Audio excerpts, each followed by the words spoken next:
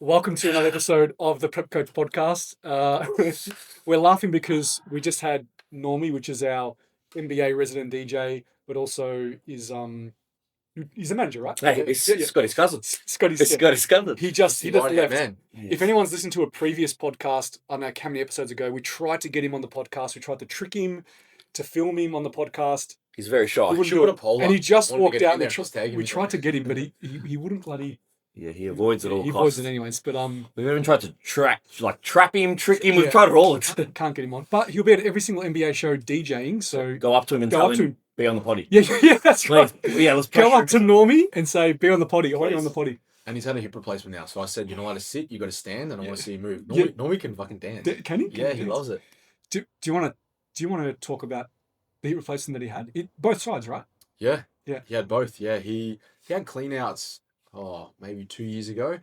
But his hips were just absolutely shot. So the surgeon actually made a replica of what the head of his femur looked like inside the acetabulum in terms of, so you could like play around What with they it. do, like 3D print it, or was it digital? Yeah, 3D Oh, printed, Jesus, yeah. really? Yeah. And when he showed it to me, I was fiddling around with it, and I was Of course touching you it all. See if you can do the splits. And I'm just like, Jesus, like it just makes sense because it was just bone on bone. Yeah. And seeing him now, having had the operation, so he's got ceramic hips now, but the rehab he's been doing, like to see him be able to, he started doing Cossack squats. Oh, He really? hinged for the first time ever yesterday. I was training legs. I was doing RDLs. I said, why don't you pull up a bar? You know, just grease the groove, started moving again.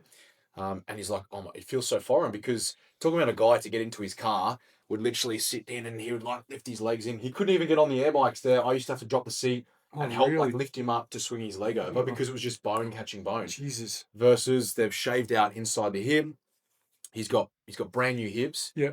And so he's just like, So the head of the femur is new. yeah, it's brand new. So Okay. basically what they do is they cut off the top of the femur Jesus. and then they put a new, I couldn't help myself. I watched the surgery and was what's going to happen. Oh shit. And they just like, go hammer and they put the new hips in, they smack it in, and they get like a grinder and grind on the inside to make sure that there's room for it to move. They fling it around left and right, make sure he can do the splits. And that's why when I saw him after he'd had the surgery, he was just like blue and he was numb for like a month because knowing what they do and seeing how they do that surgery, Yeah. it would be so Should painful. be traumatic in that area. Yeah. Yeah. So, but yeah, to see him now, he's like on cloud nine. He's moving, and with surgery like He's that, got some. He's got some. Yeah, That was his yeah. yeah. Some thrust power. He loves the hula hoop. So, but to see where he was to where he is now, and the rehab he's been doing, and having worked with lots of people that have had recos and surgeries.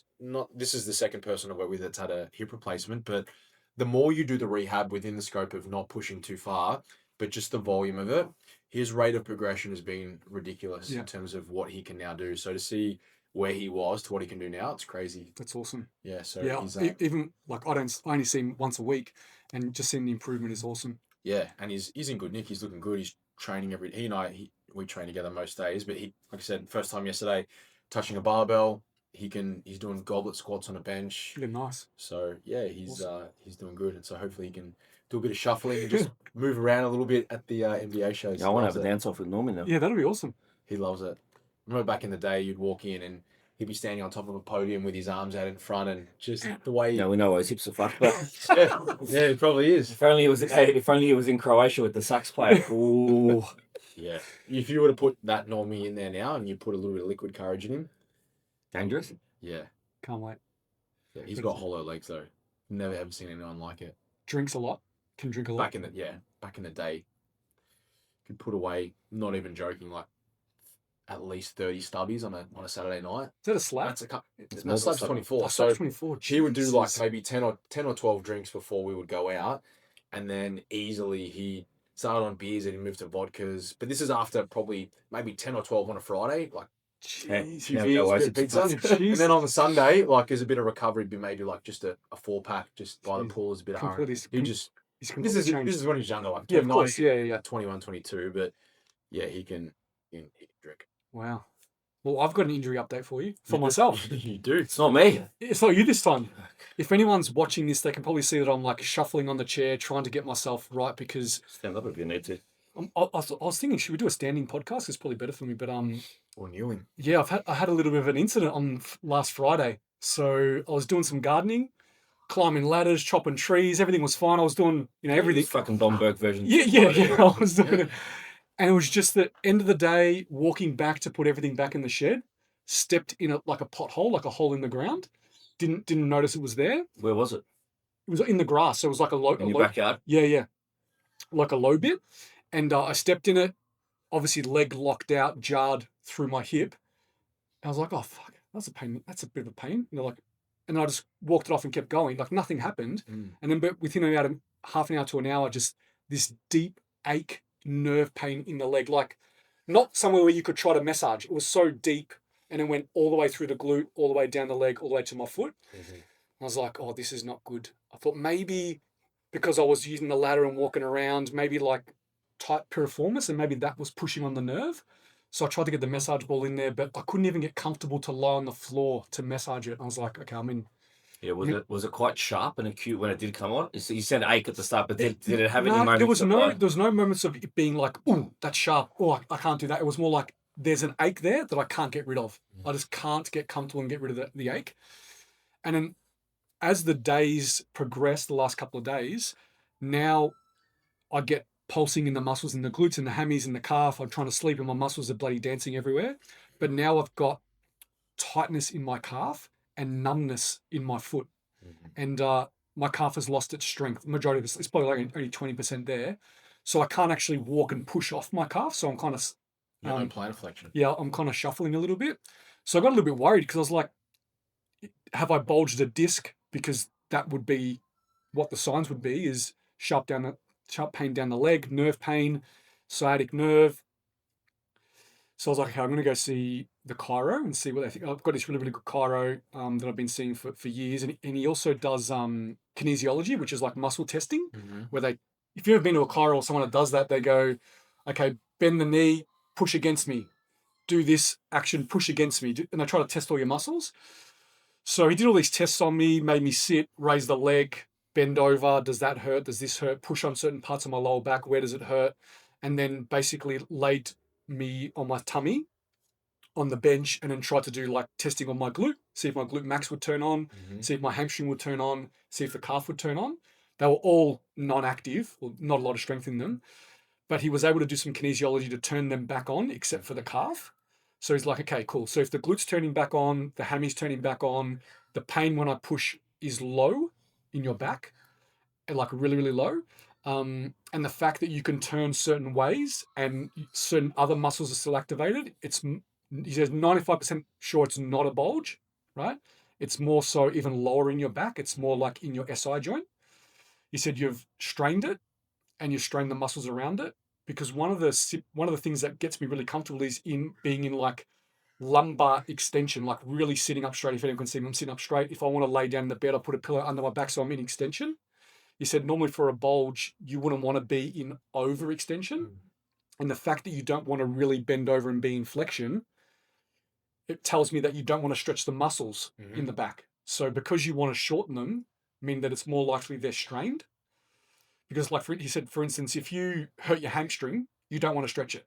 You want to keep it short and contract and probably knee bent, because that's what you're doing with your back at the moment. You want to keep the muscles short because they're strained. If you try to bend over or do something, you stretch them, they're strained, and it's giving you that signal. So he gave me good news because I thought it was going to be a lot worse. What's really annoying is just that I don't really have any soreness in my back per se. It's a bit of a deep ache, but my calf's not working, which is just annoying because I can't even walk. Like I can twist and move, but then it's like I'm immobile for the dumbest reason. You know what I mean? So It's such a funny area, man. So that's what's so annoying. And I know you went through this, but probably more serious than mine because you had a bulge and it was like well, I had a couple, and that's why I was asking you heaps of questions before about the symptoms, because if you have so mine's L5 S1, so L4, L5 and S1, which is sounding like it's a similar area. So if you say saw a sports doctor or a physio, the first thing that they would do as part of the rehab was you live in extension. Yeah. You have to live in spinal extension, right? Because you must avoid flexion at all costs, because that's what's going to pull the nerve. So the fact that you're only comfortable in extension that's why I'm like, it does scream like there's some compression there that, might be inflammation related, or there might be some type of protrusion. Because if extension's the only thing that's comfortable, that is, if there was a bulge, that's the only time when the bulge is not being compressed. Yeah. Whereas as soon as you go into flexion, you are compressing that bulge, and that's in flexion, it hurts. What he said is, so I can do flexion and there's no issue, but I like to be in extension. It feels better. Because normally a bulge that's hitting a nerve is bulging at the back of your spine, right? So it's not bulging on the inside, it's pushing back. So if you think about it, and Scotty, you could probably talk more scientific about this stuff, but the bulge is protruding outwards towards the back, right? If you were to extend, you're pushing on the bulge. If you were to flex and lean forward, you're opening it up, but also you're opening it up so that it can bulge further. Like fluid can push out more, if that makes sense. So that's why he said the fact that you can do flexion and not feel any pain, or the nerve doesn't get worse, it tells me that it's not a bulge, because you should have something, you should feel something, some kind of nerve pain. Yeah. And also too, it's because of the different testing that he did on me, and the fact that he was pushing on all the areas of my spine, L5, L4, and working his way down, and I didn't feel any pain. And then when he got right to the bottom, that's when I felt it's like, okay, there's another sign that it's potentially that. So yeah. Yeah. I'd be interested to see, like, with a really, really strong anti-inflam, and then retest.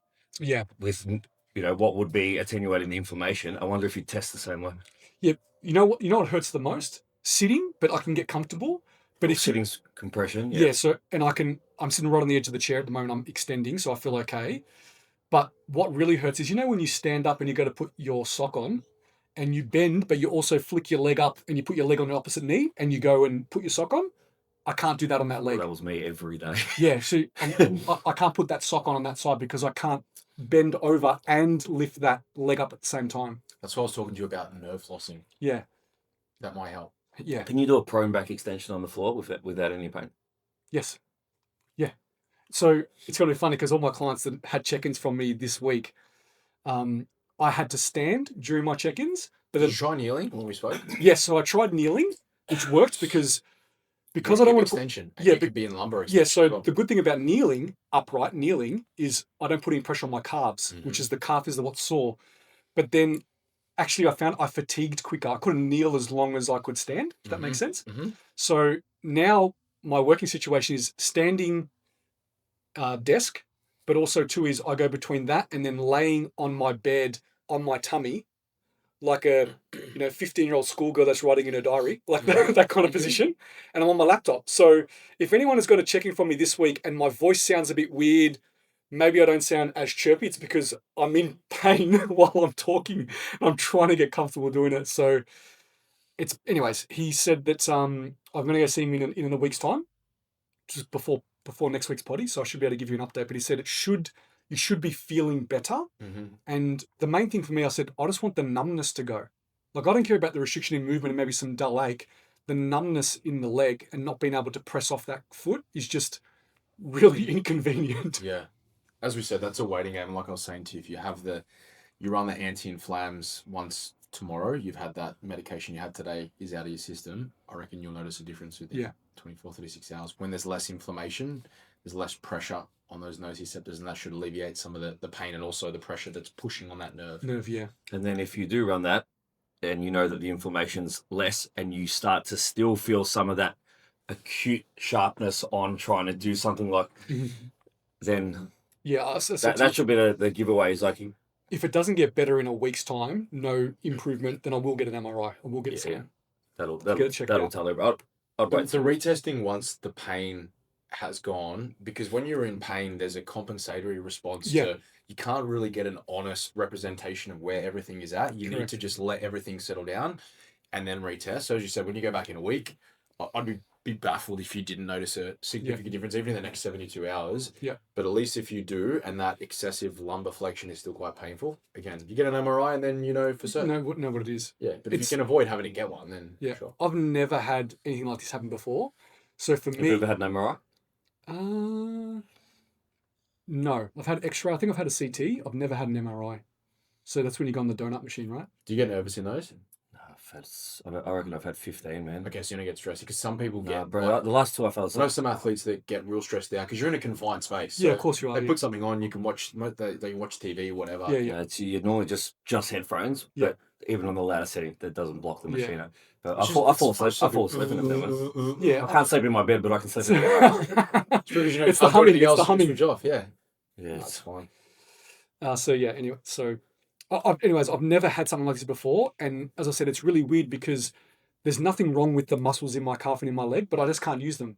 And obviously, the nerve is what sends the signal down there. Yeah, and it's interrupted, and it's not working. Yeah. But do you want to talk about nerve flossing? Yeah, well, more so for sciatic, because yours is, you're looking at the sciatic nerve. So nerve flossing is a way that you can alleviate some of that pain. I learned about it through working with Lustig, but like I was saying to you, you need a bench that's bigger than this, but you already know in terms of putting your leg underneath, flicking back. It's basically you're moving two different areas, but simultaneously, but you got to be really slow. The cadence is consistent. And it's to help with the communication. Basically getting them to transition and communicate with each other. It's just like retraining it. Yeah. Anyways, that's it. You got any injury updates? I saw the post, your post the other day. Everything's feeling good. Man, I've been pretty on point with everything. I've been eating a lot of food, but I think the key is like eating it consistently, man. Like 7 days. I've been sort of going up from, well, I probably started maybe 6 weeks ago properly. I've seen some big improvements, but I started pushing around the high 5s, moved up to the mid 6s, moved up to the low 7s, and then yesterday I put 775 in. And my weight's... Oh, they're saying 7,000 No, 775 carbs. And yeah, my weight's like still just been stubborn, man, around that 94, 95 marker. Yeah, wow. So... What weight is your top end? Like normally in your off-season improvements, like what is your top? Is this the heaviest you've kind of been, or for a while? But this is the heaviest I've been with this composition. Which I've been heavier, but it hasn't been a nice heavy. Yeah. So this is kind of that sticking point, which for me would normally be 2 or 3 kilos before this. Now, it's at that point where to get this amount in and get more to get the weight to go up is becoming a little bit of a battle. And I'm trying to do it with more whole foods this time around. Last time I did it with a lot of liquid calories. So I remember you were drinking a lot. Yeah. I mean, I'm probably drinking 100 out of the 775, whereas last time I was probably drinking 300. Yeah, you were drinking a lot, yeah. So digestively, I definitely feel a lot better with less liquid. Yeah.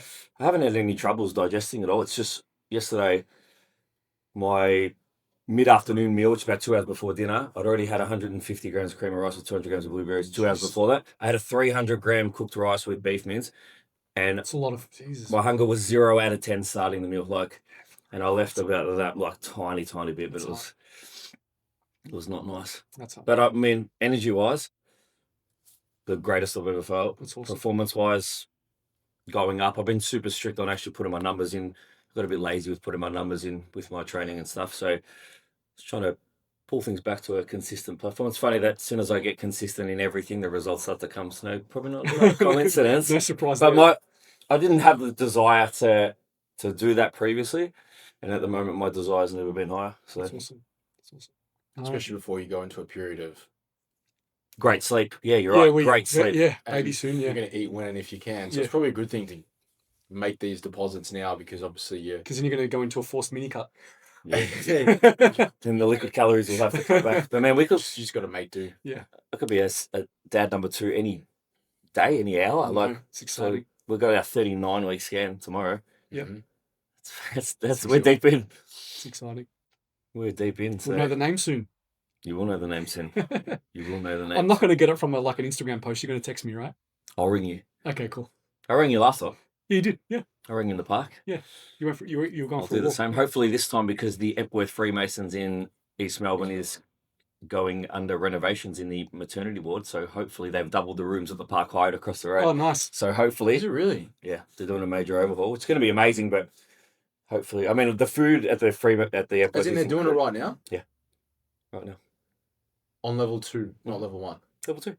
If you go there, you'll see all the. I was going to say, because I was there. The rooms. There's half the rooms. rooms. There's half the rooms. Okay. It started.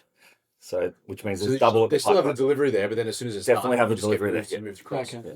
You know, you can there's the hospital. It's still part of Freemasons, near. It's right near the. It's on the opposite side. So you know when you park, you would park. You turn left. You know where Square and Compass is, that cafe. That strip there. If you keep going past Square and Compass, there's another area of the hospital. That's where we got sent. I dropped my mum off there for an operation once. Exactly. After we had Harvey, we were there for it's just opposite the 2 park. nights. That's where I was back talking. across. Yeah. There you go. So let's. I never got to go to the park. This is the thing in park. When you go private, you get the Well, once it's done, you get to go to the Park Hyatt. When we had Evie in COVID, the Park Hyatt wasn't functioning. They didn't do it because of COVID. We had Talia and stayed in the ward for the 4 nights, which was awesome as well.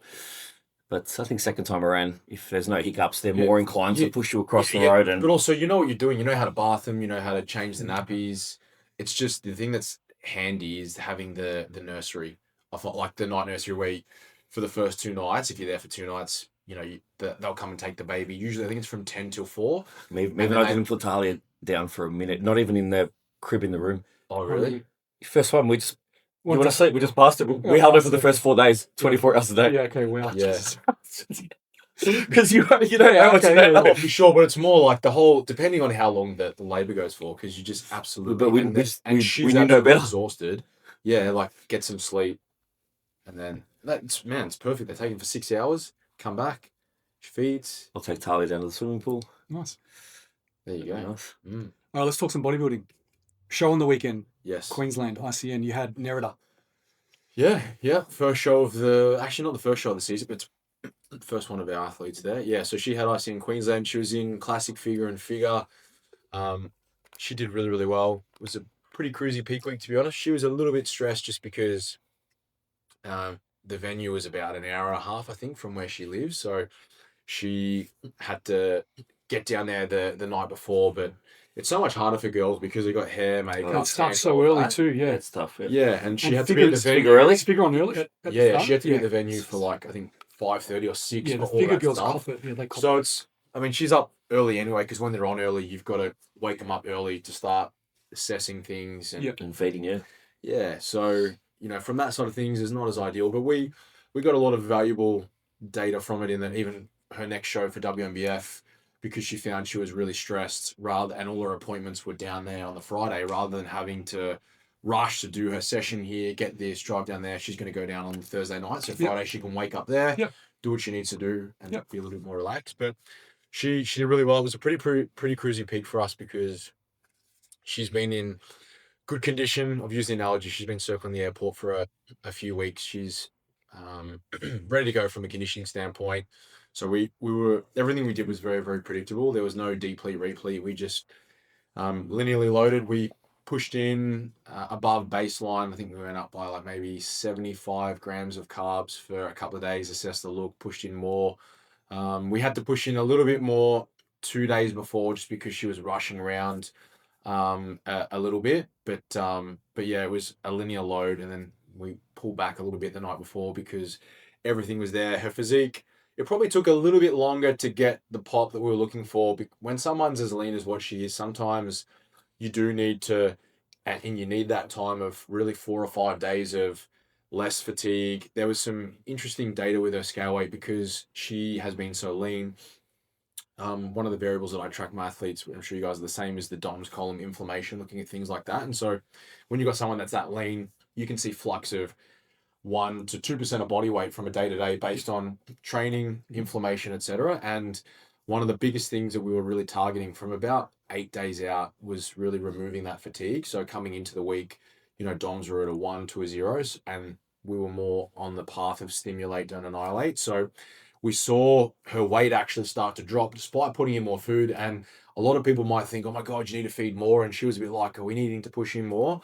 And I was sort of explaining, not really, because we're seeing the response aesthetically, you know, some of the subjective markers, the pump's good, you're feeling fuller, but all of that fluid retention and edema that you are holding on to just dissipated. So yeah, you see, you know, half a kilo drop, then maybe another 300 grams. And then from there, we started to see a little bit of a rise and then a bit of a stabilization. So we kind of just held territory. And for me, I was like, I reckon that's where we are. And when you've got someone that's that lean, you can afford to probably be a little bit more aggressive, which we were, in that if they wake up a little bit over the top, you just pump up a little bit harder. But to be honest, the intervention that we applied will be no different the second time around because we were fortunate enough to pretty much nail it. She just probably didn't pump up hard enough. And part of that is athletes, when they pump up on show day, think that they're pumping up and it's a bit cruisier versus, you know, some of my athletes can relate. And even sometimes some of my athletes that aren't mine, when I'm like, we need to pump up. It's the level of intensity that you can take it to. And really, wow, now I really feel like I know how to pump up. And one of the bits of feedback that we got, and I knew it on the day FaceTiming her, that she looked great, but she didn't have the amount of pop that I know that she could have. And that was just purely because she just didn't have enough time and didn't pump up with the intensity that she needed. And it was only afterwards when she had her training session that night, she was like, oh my God, that I feel like I'm about to explode. Okay, yeah. Because now I'm really and I said to her, I want you to get after it. Like you've got a few weeks to your next show. Yeah. Send it. So that's really valuable feedback. Yeah, she did really well. She placed first and then second in the Open for Classic. She was easily the sharpest there, the girl that beat her. And then they kept saying on the mic, apparently, that there was no live feed, but apparently that they were rewarding symmetry over conditioning.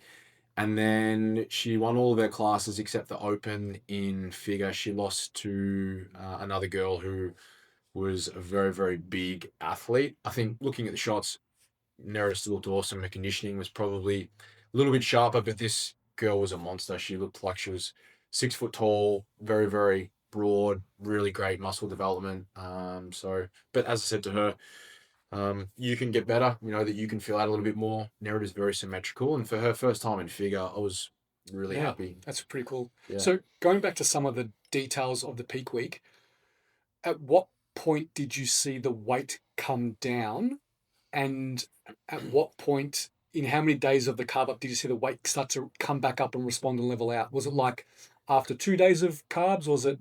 Well, we were at our baseline intakes from basically the start of the week, and we went up. I think she was maybe around 290 or 300, something like that, just gradually feeding. And there was a drop for the first 2 days, I think, and then we saw a little bit of a plateau, and then we saw a slight increase, and I knew that we hit that point, and then we just sort of plateaued. And then she actually had a drop the day before, but again, she was a bit stressy, and then we actually saw her weight come up there afterwards, and so I knew that everything was there and that it had stuck. But again, we use scale weight as a metric of assessment. I'm more so looking at some of the other things. What are my eyes telling me? And the subjective feedback around her pump, it came on really quick. She was able to pump up very easily. And looking at the pictures I was getting her photos first thing in the morning and of the evening, and also getting her to track her weight from waking up towards the end of the day. And the other thing that we did pick up on, which I should mention, that we noticed that there was a drop, that she had consumed on one of those days about an extra liter of fluid than what she would usually have. Okay. Polydipsia is very common when you're in contest prep, trying to consume more fluid as a means of trying to curb hunger. She's eating more food, but she's starting to get more hungry, which is normal. Yeah. But that obviously results in polyuria and an excess of excretion of fluid. And so waking up a little bit lighter, also seeing that she's had more fluid, which has probably resulted in an increase in diuresis. So she's probably woken up a little bit more dehydrated, and that's why we saw that drop. So it's really important that you're not just looking at the scale weight data, but also straight away I'm looking at it doesn't make sense, and I'm having a look at her fluid column. Well, that's why. That's why, yeah. So all that information is really important, and you touched on nighttime weight as well, which is obviously something that's really, really useful. And also seeing the difference between waking up, and as we got closer, we started to see less of a discrepancy between fasted weight and the scale weight at the end of the day. For the last 3 days, there was basically a 2 kilo difference from what she would wake up at versus what she would go to bed at. And for me, it's that kind of stability that I'm also looking for. There's not these crazy fluxes in that shift, and it's also an indication that we're probably pretty bang on from a glycogen saturation. Yeah, I want to call that out because you said 2 kilo difference between morning and night. Yeah. Is that right? Yeah. So some people get freaked out if they were to jump on a scale like, oh my God, I gained 2 kilos over the day. But then the next day, it probably most of it all washed off, and you're probably back down to the weight you were the previous morning. Yeah, and you lose that through fluid, but also through, breathing, respiration, etc. So, and again, the scale weight data, again, you got to standardize. You're not just comparing morning to night, you're also comparing morning to morning, Morning and to you're also night to comparing night. night to night. Yeah. Exactly right. So you're looking at those variables. But I had the ability to look at the pictures of her at the start of the week and running that comparison Monday to Tuesday, Monday, Tuesday, and Wednesday, and then looking at it through a collage to be like, you can see the appreciation in the physique, the pop that you have. Even one of the mornings, she wasn't able to get pics where we wanted to get them, but despite the poor lighting, I could see that there was more pop. There were veins where she didn't have veins the days before. And so even looking at things like that, that increase in the aesthetics, despite it being bad lighting, you haven't had anything. So, yeah. And were her carbs, the high carb days, were they the same every day, or did they increase up and come back down? Were they like moderate, high, moderate, or something like that? I can probably tell you that off the top of my head, I can't I know really. you've got so many athletes, how you can remember everything. Yeah, but they were. It'll be in there. But I know that it wasn't a. Again, we actually went slightly below what her refeed intakes were, and the reason that we went below her refeed intakes was because I wanted to. Again, I looked at it more from a net intake perspective. So I know with her that usually after 2 to 3 days of refeeding, the looks pretty bang on with what we like to see. And so for her, that's around 1,000 to 1,100 grams of carbohydrate. So I kind of reverse engineered back off that. I'm looking at over the 4 or 5 days. So she went 260, 260, 320, 330, 250. Okay. So you've got to take. So if I was to look at the 5 days leading into it, what's that? 250, 580, 600, 900. So over the last 4 days, she had around 1,200 grams of carbohydrate. Okay. And you've obviously got to take that into consideration when you're looking at the nighttime weights as well. Yeah, of course. Because some days are more carbs than the day before. But also, I've factored in the meals she's eating. I know roughly what's the weight of those meals. Yep. Some of those are cream of rice. There's also an increase in fluid with that. So, and building that into our timestamp as well. So, now, when the carbs are going up, are you also increasing a little bit more fluid and a little bit more sodium, or what are you doing there? So her sodium intakes, we didn't touch them at all, with the exception of I pulled back a little bit the night before, based on what she'd had. She'd been having a little bit more, and we did increase her fluids slightly, but otherwise it was pretty standard, and her sodium intake didn't change across the week, and that's mainly because she's been on a little bit more of a higher sodium diet, purely because she's consuming a lot of fluid, and she's a sweater. It's warm up there. She excretes it. But also, I knew that the amount of sodium she was having on her refeeds, as long as I'm giving her roughly thereabouts that and the same amount of fluid, with the exception of that one day where she had more, that everything was going to be pretty predictable. Again, if you're consuming more sodium, if you're someone that has 4,000 megs of sodium a day, it doesn't necessarily mean that you're going to get an inconsistent result. It means that when you go to the bathroom, you'll excrete more sodium. But as long as whatever you're doing is consistent and standardized. So all of those things, it was basically just running what we've been running prior. And your fluid needs to match that increase in sodium as well. Yeah, so if I'm going to increase sodium for an athlete, I'm also going to need to factor in, unless, again, leading into her show, so the morning of her show, she had about 1 liter of fluid. Actually, no, it was meant to be about 1,200 mils of fluid. I pulled that back because when I got her WUT rating, which is her water, her urine, her thirst perception, she wasn't really thirsty at all, and she was really well hydrated. So I was like, we probably don't need 1,200 mils earlier. So I pulled that back to 800, and we pushed in, it was around about, her daily sodium intake's around about 2,000, I think, from memory. And we had about 1,200 megs of sodium between when she woke up and when she got on stage at about 9:45.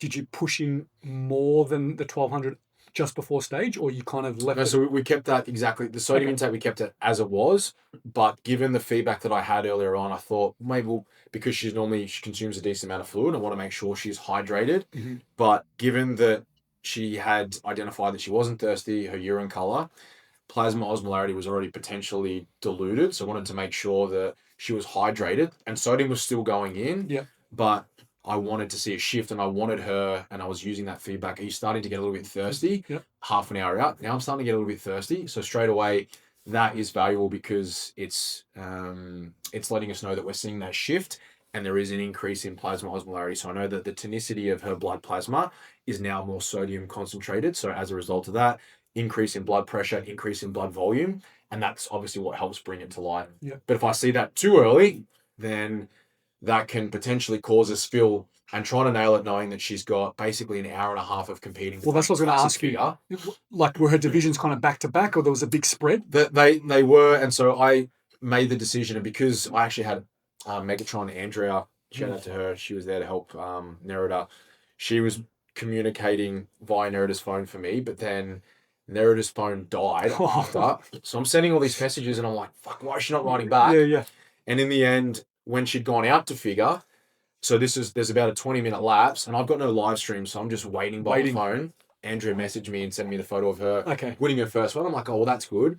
And so I'm texting her back, and she's like, yeah, Nerida's phone's died. I'm like, knowing that her divisions for figure were back to back, there's nothing that I can do now. I just have to wait. So, but her posing was good, and by all reports, she looked incredible. Nerida said she felt awesome, but she definitely can afford to pump up a little bit harder. But I think the peak and even the amount of sodium, she said by the time she got to her last division, she was really starting to get thirsty, which tells us that from a sodium perspective, we nailed that approach. And so, awesome. But again, it's one of those things, if you're there in the flesh and you've got the ability to, you can potentially push in more, pull back, depending on what you need to do. So there's areas that we can definitely improve. And as I said to her, her best showing will probably be the MVA Gold Coast show, because I'll be there in person, and then the week afterwards she's got Melbourne WMBF Nationals. Yeah, awesome. Is she going to stay down for? No, she's in Gold Coast. She's in Gold Coast, so she'll come for that, and then I think she's going to stay with Timsy. Oh, that'd be cool. Yeah, awesome. That'd be awesome. Yeah, no, it was good. Hopefully everyone found that really, really useful. I know you've got. Is it only Nerida competing this year for yourself? Or this season for yourself? Yeah, so it'd be good for us to follow that journey through the podcast, to kind of see if you did anything different, maybe some things changed, maybe there's a different reaction, so we can see. And I've got a fit model athlete next weekend. So Maddie, isn't it? Yeah, Maddie. So I can give people some feedback on how all that's going as well. So actually, awesome. not this weekend. Sorry, not next Adelaide weekend. This weekend. Yeah, this weekend. Okay. This Saturday, I'll be flying up to Adelaide. Awesome. Yeah, so that'll be cool. She's just starting her camp up today, but she's been pretty much cruising at maintenance for like 2 weeks. Makes such a big difference having the ability to do that, because everything you do is so predictable. But say you're chasing conditioning, like if I use Nerida for an example, if I was to try and deplete and then replete someone like her, 2 days wouldn't be enough. Even when she has, it takes us 3 refeed days after she's just on baseline for her to come back to life. So obviously the leaner someone gets, the more you need to lean in that. But like for Maddie, this is a great example. At the start of the prep, it was hard to get things moving, and she was concerned. And I wasn't concerned, because I was like, got plenty of rope, like we can do what we need. And she's the first time she's ever prepped, first time I've ever prepped her. Mm-hmm. But she was like, oh, are we going to make it? Now we've spent the last 3 or 4 weeks at maintenance with refeeds every single week. So sometimes got to be patient, and there will become a point where things just tip and flow, and things just really, really get moving. And what's been really, really beneficial, I'm not saying this happens all the time. We're in a position of luxury at the moment, where I've been able to feed her every single week for the last 3 weeks and get feedback and be like, give her that much, this is the look. Give her that much, this is the look. So going into peak week, I'm so confident, because I've had so many, not trial runs, but at least I've seen how her body reacts. Yeah. So it's exciting. Yeah. Also, my first fit model competitor that I've had. So. Yeah, I'm really keen to see. Yeah. I'm watching on and sort of looking in, because I feel like there's still a little bit of, ambiguity around that. Yeah, they're finding their feet within the division. Of course, 100%. Yeah, of course. And equally, I'm just as intrigued around the NPC bikini division this year, because there's cards on offer. And in men's physique, like, what are they rewarding? Is it the naturals or just the natties? Like, athletes are doing both of those. What are they going to reward? Is it size? Is it conditioning? Yep. I think we've got more athletes in season B mid-year than we do in A. I've got female athletes in every category for the mid-year. For mid-year, yeah. I've got IFB bikini athletes. Yeah, I've got fit model, bikini, figure. Yeah, wow. It's going to be awesome. That's awesome. Yeah, I'm keen to see the figure as well. Just all of them. I think it'll be, and there'll be a lot more competition, because there's pro cards on offer this time around. 100%. Yeah, cool. All right. It was a good update. Thanks for that, Scotty. I know you spoke a fair bit. We spoke a little bit at the start. It's just always great to listen. That's it. All right. Until next week. Thanks, guys.